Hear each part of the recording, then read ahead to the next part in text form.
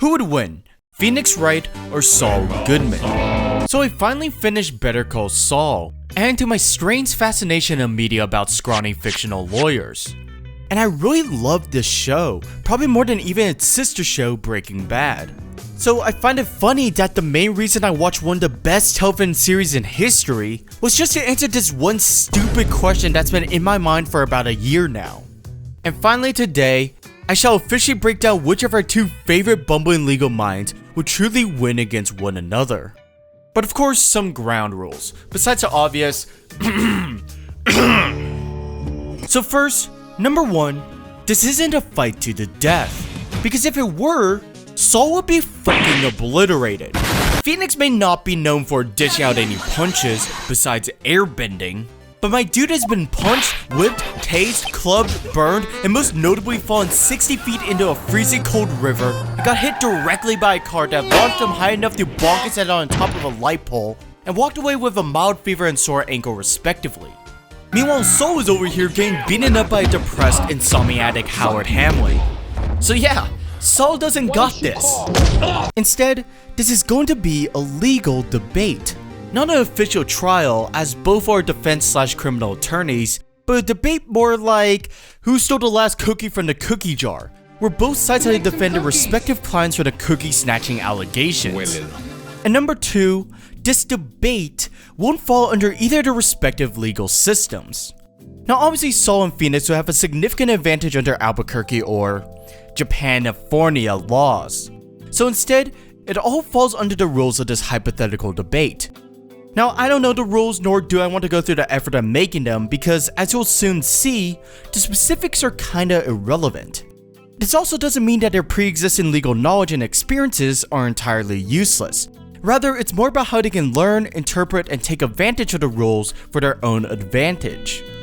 So with the ground rules set, court is now in session. So first, between Mr. Wright and Mr. Goodman, who is the better lawyer overall? And to that I would immediately say Saul Goodman. Saul's biggest advantage is his incredible charisma and persuasiveness, not to mention that he possesses a very strong knowledge of the law, and that mix between his silver tongue and legal mastery makes him a very formidable opponent.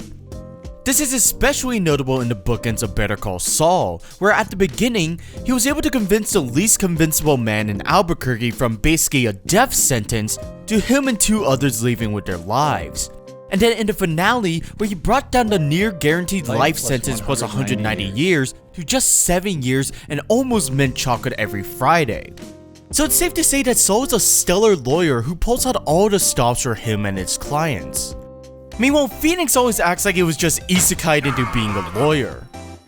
However, Phoenix certainly isn't a pushover, because while Saul's strength is his persuasiveness, Phoenix's meanwhile is his persistence.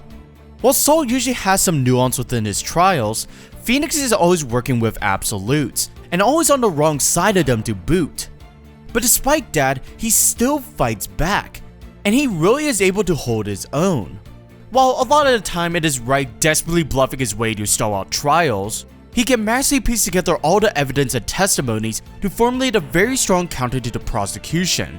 And once Phoenix is in the zone, he is a force to be reckoned with. And with this being a more neutral setting, Wright will have a lot more wiggle room to make an even stronger case for his client. But it's one thing to win inside of the courtroom, it's another thing to win outside of it. And once again, Saul, or rather Slippin' Jimmy, is clearly the master at this.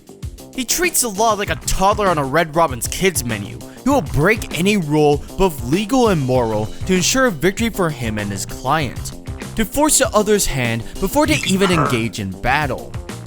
Saul literally has every single trick in the book, plus a couple more he added in just for fun. But that's not to say that Phoenix doesn't dabble in a little bit of chicanery himself. Phoenix has forged evidence and literally rigged an entire trial against someone just cause he didn't like the dude. And he can pull some unexpected stunts, from cross-examining a parrot to defending an orca. So there's literally nothing off the table for Phoenix's defense. But for the most part, his tampering is more of him bumbling around like an idiot rather than actual malicious or thoughtful intent. Certainly not the extent of Slippin' Jimmy, but perjury, Phoenix is certainly capable of it. And Phoenix's mere knowledge of tampering has allowed him to easily recognize and circumvent any obstruction of justice that may occur, especially since he has a history of facing shady prosecutors multiple times, and even a time where the law was being actively changed to negate his and Apollo's objections, and still clenched victory off of sheer willpower alone. Yeah, this series gets dumb. But it goes to show that no matter how dire the circumstances are, Phoenix will continue to push to protect his clients. But both sides certainly have their faults too. As persistent as Phoenix is, he often requires the assistance of others to keep pursuing further, like the aforementioned law-changing example, which in a scenario just between him and Saul will be a massive disadvantage for him. Not to mention that a lot of his victories rely heavily on luck being on his side, though Phoenix is somehow a very lucky bastard. But it has caused Phoenix to just waltz into traps and rely on his skill and luck to dig his way out of it, something someone like Saul would probably try and minimize as much as possible.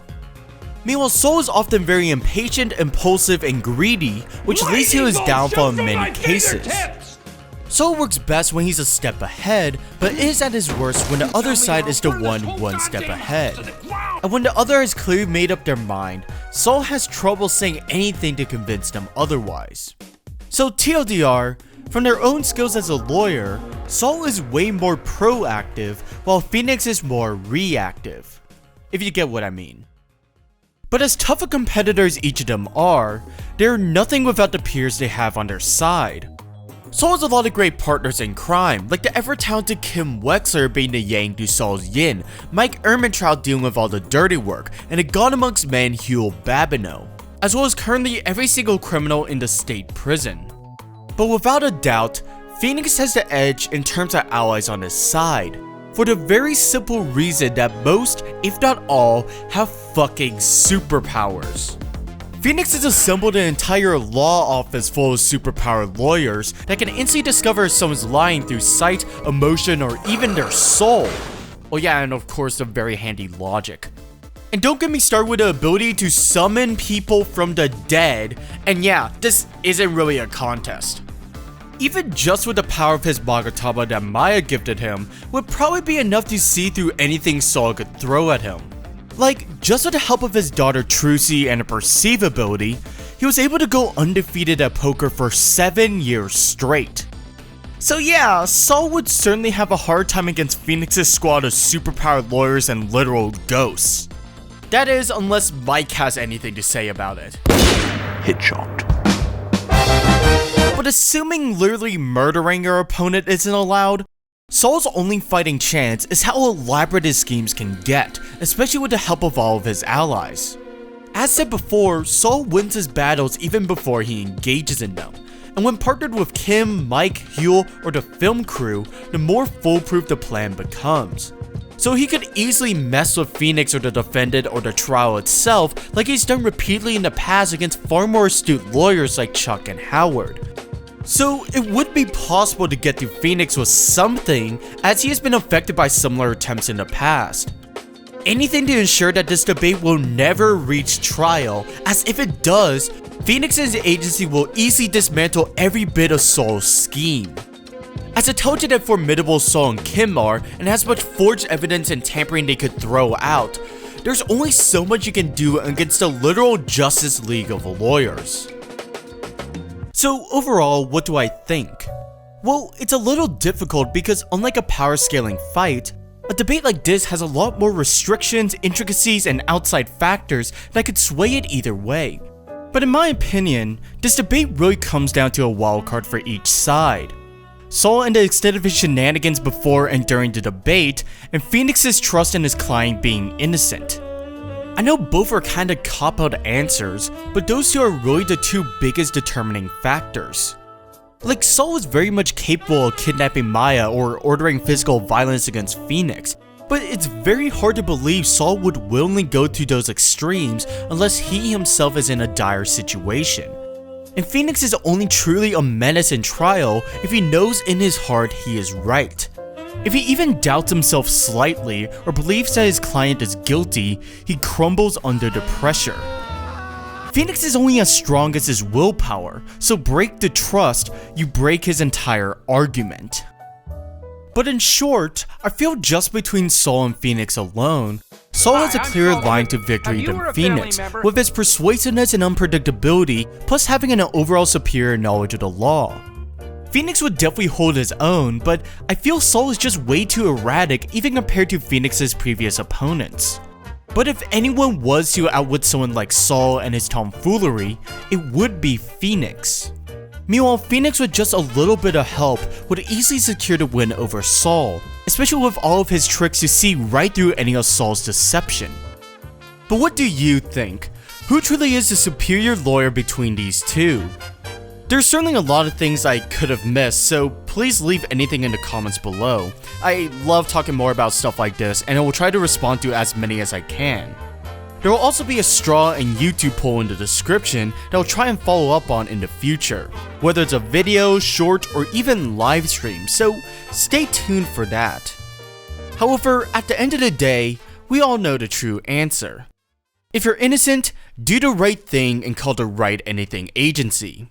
But if you're guilty, you better call Saul. Better call Saul.